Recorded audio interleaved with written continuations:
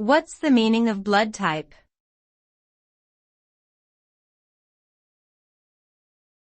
Blood type.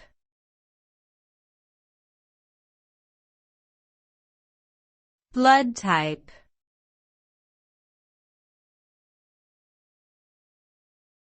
Blood type.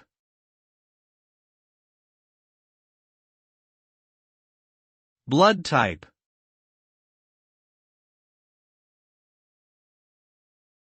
Blood type refers to the classification of blood based on the presence or absence of certain antigens on red blood cells.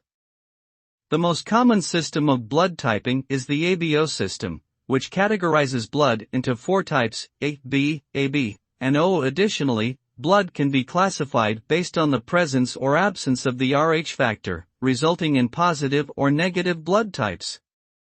Knowing one's blood type is important for medical purposes, such as transfusions and organ transplants, as different blood types cannot be mixed without risk of dangerous reactions.